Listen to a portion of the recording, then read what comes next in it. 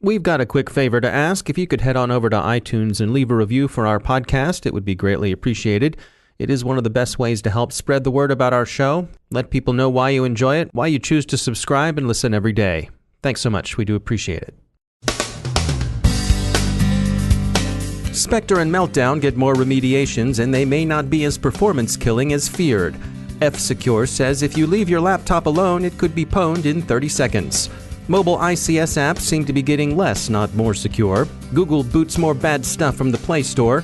Monero miners afflict unpatched Oracle WebLogic servers. The U.S. Congress considers a Huawei ban.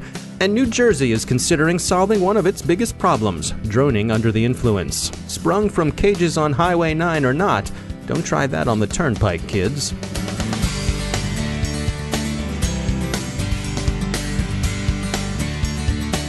And now some notes from our sponsor, Cylance. You've heard of Emotet, the banking Trojan that re-emerged at the end of 2017 to trouble online banking customers. For now, it's hitting financial institutions mostly in Austria and Germany, but even if you speak English, French, Hindi, Russian, Arabic, Chinese, or Hebrew, well, don't get cocky, kid. Your language community could well be in the on-deck circle. The new Emotet has a bad new dropper. It knows when you're sandboxing it, and it evades attempts to analyze it. Fortunately, you're in luck no matter where you are. Cylance can protect you. Check out Cylance's blog post about Emotet at cylance.com. That's Cylance, and we not only thank them for sponsoring the Cyberwire, but we suggest you head on over to cylance.com for the skinny on Emotet.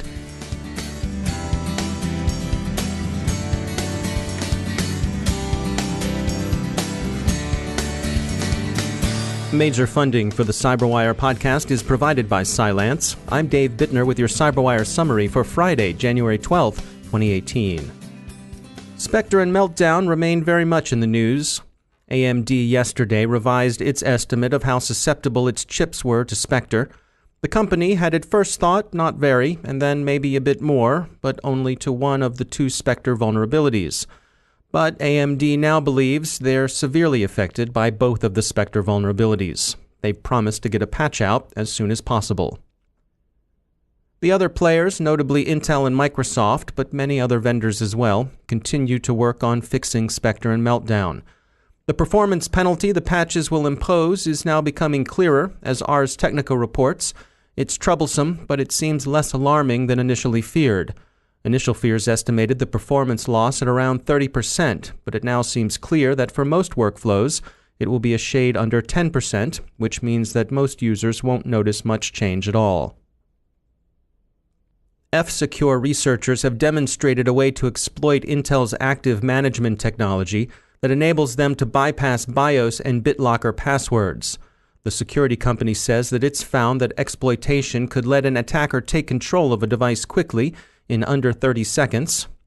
The under 30 seconds is a bit of FUD, maybe, however true it might be. We're reminded of the old movie Gone in 60 Seconds, whose trailer featured the slogan, "You can lock your car, but if he wants it, it's gone in 60 seconds. But if it serves as a word to the wise, that's all to the good." And there's a point to it as well. Exploitation requires physical access to the targeted device, and a lot of people tend to poo-poo such exploits as just junk hacks. But under 30 seconds means there's the potential of a real threat here. So if you were to leave a laptop alone for an innocently short period of time, a trip to the lavatory, say, if you take those, or if you perch the laptop on the nearby table while you're grabbing something from a buffet line, or if you leave it unattended in your hotel room where an evil maid could reach it, or if you ask that friendly fellow traveler to watch it for a minute while you step out for a smoke, your device could be pwned in 30 seconds. Yes, we know you wouldn't do any of those things, and yes, we know you don't smoke either, but you might ask about such things for a friend.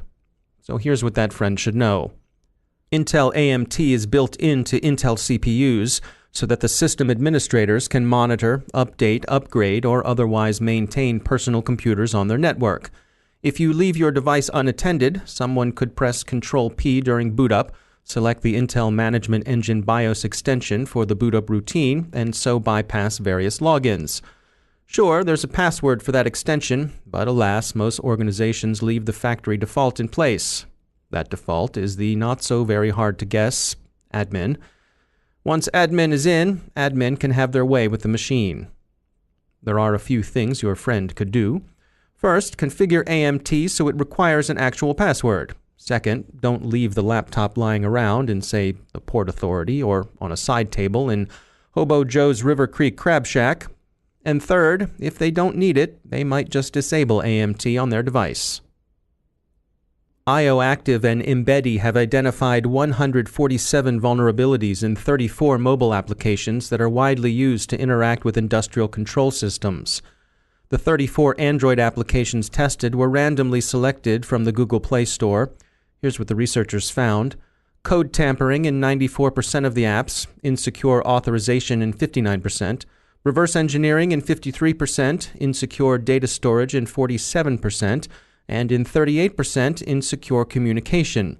This is all worse than what they found in a comparable study during 2015.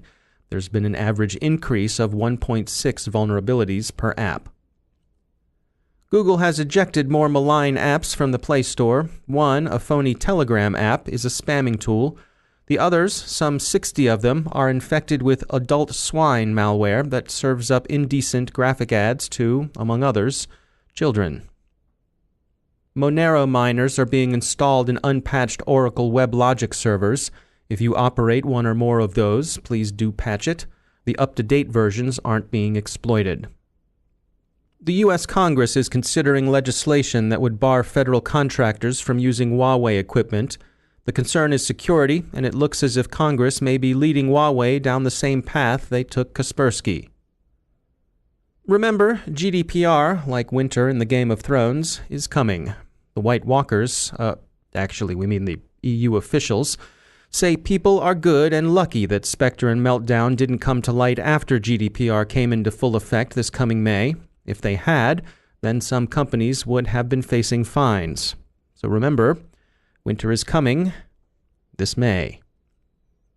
And finally, to all of our friends and listeners up in the Garden State, take care and beware.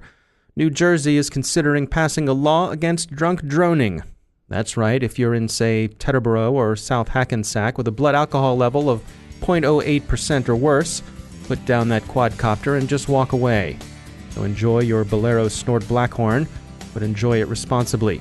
Don't be like that guy in Norway who was drunkenly bothering moose, or the Florida droner who buzzed alligators when he was tipsy. Leave those raccoons, bears, whatever, alone.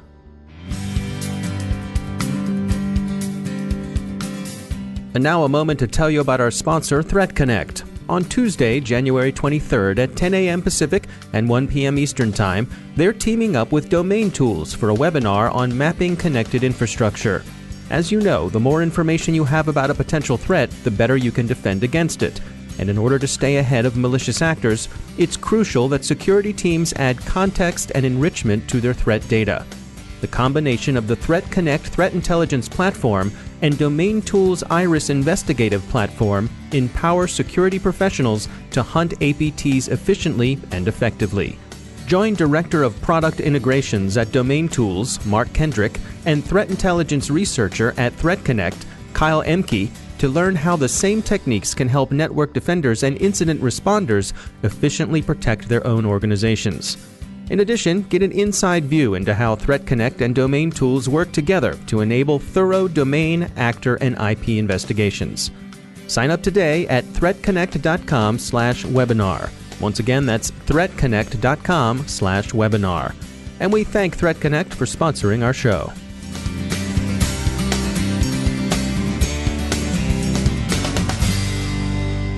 And joining me once again is Johannes Ullrich from the SANS Technology Institute and the ISC Stormcast podcast. Johannes, welcome back. We just made our way through the holidays, and so people will have been getting gifts and maybe regifting some of those gifts. So you have some security tips when it comes to that. Yeah, one of the issues that we keep seeing popping up around the holidays is computer equipment, USB drives, and in one case actually also things like USB picture frames that come pre-installed with some additional goodies. We sort of call them the certified pre-pwned kind of gifts that you can give to your family. What kinds of things do people have to be careful of, and how can you know if something that you've received has something bad on it? Well, probably the safe thing to do is whenever you receive something, even if it's shrink-wrapped in many cases, clear it out, do a factory reset before you connect it to any of your systems, and essentially treat it sort of as a hostile USB drive, just like you wouldn't have a USB drive that you find on a sidewalk. Essentially, these devices, cameras and everything that connects to your USB drive, to USB connector on your PC behaves kind of like a USB drive, so you may start inadvertently software that someone has pre-installed. We have seen a number of cases, for example, where in the factory malware was installed because a quality control system was infected. But sometimes what's also happening is that someone tries out a product, probably infects it, and then returns it to the store. And the store sometimes puts it back on the shelf without wiping the system. So it may already have a data that whoever used it last put on it. And, well, that data is not always beneficial to you. What about giving devices like this access to your Wi-Fi network? A lot of them request that. Should we segment the network to protect ourselves against them? That's, of course, ideal if you can do that. A lot of people can't necessarily do it, but many of even the home network access points have like a guest network that you can use for that. Right. So connect to the guest network first, and then, again, you do a factory reset first, download the latest firmware if there's an update for it, and often there is, because these devices have been sitting on the shelf for a while. So, get it configured, get it set up, become a little bit comfortable with the device. If you have the capability, by all means, look for traffic going in and out from the device. I had a year or so ago a little weather station that sent my Wi-Fi password back to the manufacturer. So you certainly want to be a little bit careful there, depending on how much you want to geek out with this. Yeah. But a little bit sort of, the more checking you can do on it, the better. Yeah. All right. Good advice as always. Johannes Ullrich, thanks for joining us. Time to share an opportunity from our sponsor, Cybric. On February 8th, cybersecurity thought leader Dr. Chenzi Wang joins continuous application security platform provider Cybric to discuss DevSecOps from cradle to scale, real-world lessons and success cases. Many enterprises are moving to DevOps and agile development methodologies, but most security tools and processes aren't designed for this new world, and that hinders innovation. In this webinar, Dr. Chenzi Wang, founder of the Jane Bond Project Cybersecurity Consultancy and vice chair of OWASP's Board of Directors, joins Cybric CTO Mike D. Kyle to discuss integrating security into your DevOps process at scale using real-world examples. Mike and Chenzi will also cover getting started with DevSecOps, what metrics to use, and what security at scale can mean for you and your enterprise. Join them February 8th at 1 p.m. Eastern Time for this insightful and information-packed webinar. To register or to learn more, go to thecyberwire.com/Cybric. That's thecyberwire.com/CYBRIC. And we thank Cybric for sponsoring our show.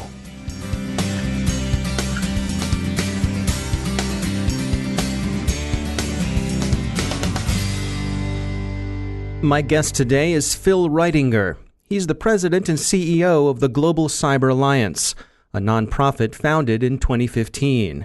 Previously, Mr. Reitinger was appointed to serve as the Deputy Undersecretary for the National Protection and Programs Directorate and the Director of the National Cybersecurity Center in the U.S. Department of Homeland Security. Prior to that, in the private sector, he was Sony's Senior Vice President and Chief Information Security Officer from September 2011 to September 2014. We're headquartered in New York City and London, but unlike a lot of other bodies, we don't do reports and recommendations. Our focus is on actually implementing measures to reduce systemic cyber risk. So our goal is to find a problem where there appears to be a solution that's not being broadly deployed, and then we bring the right coalition of people and resources and capabilities together to see if we can drive actual implementation of that solution and then measure how effective it is. So we try to solve problems one problem at a time. And so the fact that you're a nonprofit, how does that benefit your efforts? It means that we're not out in the game to try and build a market. We're trying to get solutions out there, which lets us work with other nonprofit entities, with governments, and with private sector companies who may have their own interests. For example, one of the things we've done is work very strongly to drive global deployment of an email authentication protocol called DMARC that can stop spoofed email phishing in its tracks. So there are companies that work in that space. There are a lot of entities that depend on DMARC, and governments can deploy it too. And being a nonprofit, we're not in there to make a business long term. We're just in there to try and get everybody to deploy this so people can be safe from phishing. Yeah, I mean, take us through the methods that you use. Are you actually, do you have developers working in-house, or are you partnering with other people?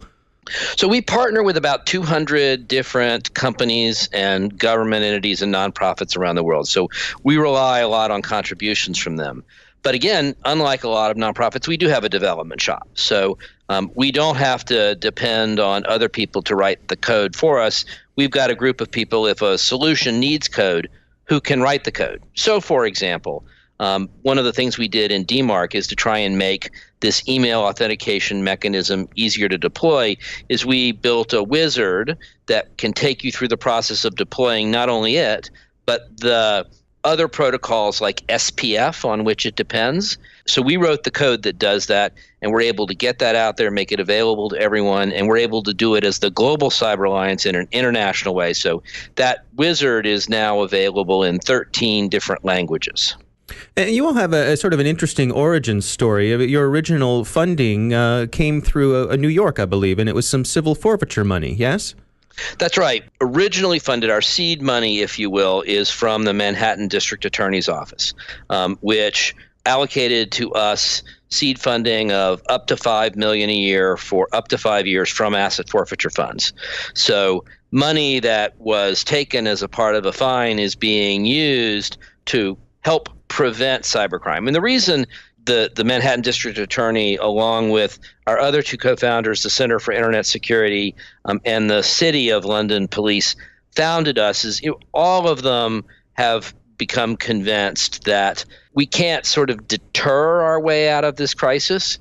Prosecutions and threats alone are not going to get people to stop hacking. We've actually got to do a much better job of preventing cybercrime. And so the DA, who is the principal funder, Cyrus Vance Jr., the Manhattan District Attorney's Office, wanted to invest some of the money from proceeds of crime into trying to prevent crime. And your focus since your startup, or one of your focuses, has been phishing. It strikes me with phishing being such a, there's such a human factor in phishing, the ability to fool people into clicking onto things that they shouldn't click on. What's your approach to trying to tackle the phishing issue? Phishing obviously takes a number of different approaches. The way we think about issues is, training, I think, is important for people, but you're never going to train your way out of the phishing crisis. About well over 90% of intrusions start with a phishing attack. And phishers have gotten so good, and I'm sure you've seen this, they can produce phishing emails that fool the strongest experts. So our approach is on any project to try and build protections into the ecosystem, if you will, so that you get security with connectivity, that you don't have to do anything extra special. You can just enable something and then go forward. So what DMARC does is DMARC is a sort of a technical means that if your webmail provider or your email provider has deployed it, and chances are very, very good that it has, and the company sending you the email has deployed it, then you can't get spoofed from that company anymore. So if your bank has deployed DMARC, it doesn't matter whether you get a really good phishing email or not. If it appears, if it is stated to come from bank.com, the bank that you are using, and they've deployed DMARC, then if they've done it the right way and your provider's done it the right way, that email will go straight to trash or be marked as spam, regardless of anything you do. The other thing we did is build a global, with several partners, including Packet Clearinghouse and IBM, build a global Anycast DNS infrastructure that's now operating under the name Quad 9. So if you've heard about Quad 9, we were one of the builders and founders of that. That operates on the notion, for example, let's say you click on a link in a phishing email that you should not have. If that takes you to a bad domain, and Quad 9 knows it's a bad domain, and it knows a lot of things are bad domains, then you simply don't go there. You get what's called an NX domain. You are not routed to the bad site. So despite that you've made a mistake, you're not taken to the phishing site, or malware is not downloaded. So sort of protecting the users from themselves as an intermediary, if you will. Very much. Automatic protection is required. It's not because users who don't know better make mistakes. It's because everybody makes mistakes. We're humans. We've actually, we've gotten so much better in the physical ecosystem at building protections in. It's when you buy a car in the U.S., you get seatbelts and you get airbags, and that's true around the world. We've got to put the same sort of protections on the internet. So people who are not cybersecurity professionals can be reasonably secure even if they're not paranoid. And right now, it really takes paranoia.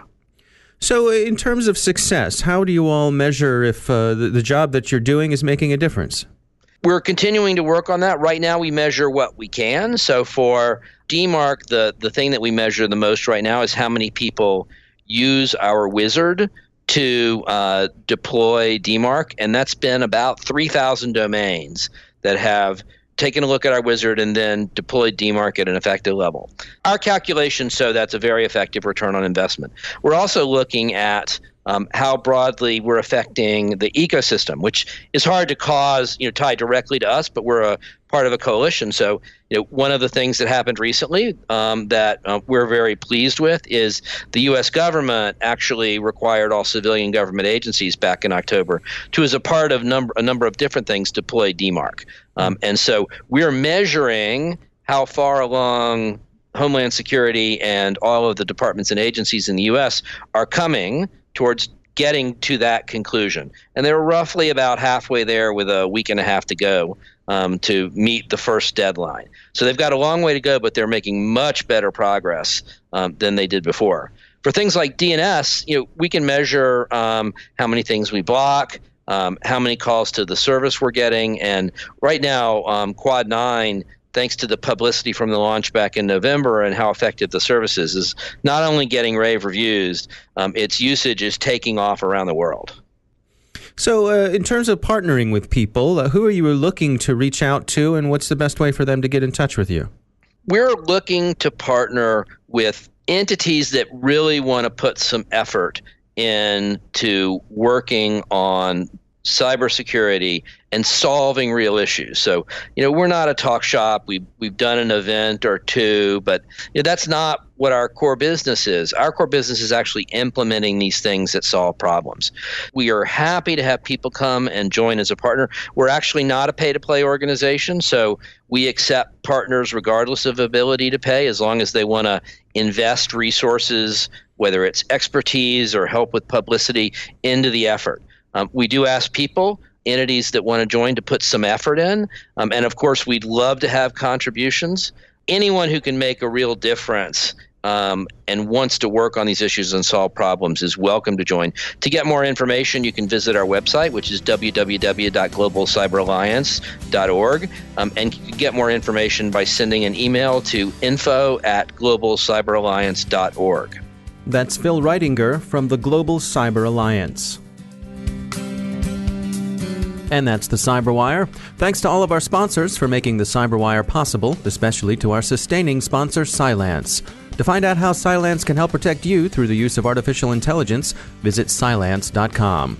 And thanks to our supporting sponsor, E8 Security. Follow the behavior, find the threat. Visit E8Security.com to learn more. The Cyberwire podcast is proudly produced in Maryland out of the startup studios of Data Tribe, where they're co-building the next generation of cybersecurity teams and technology. Our show is produced by Pratt Street Media with editor John Petrick, social media editor Jennifer Iben, technical editor Chris Russell, executive editor Peter Kilpie, and I'm Dave Bittner. Thanks for listening.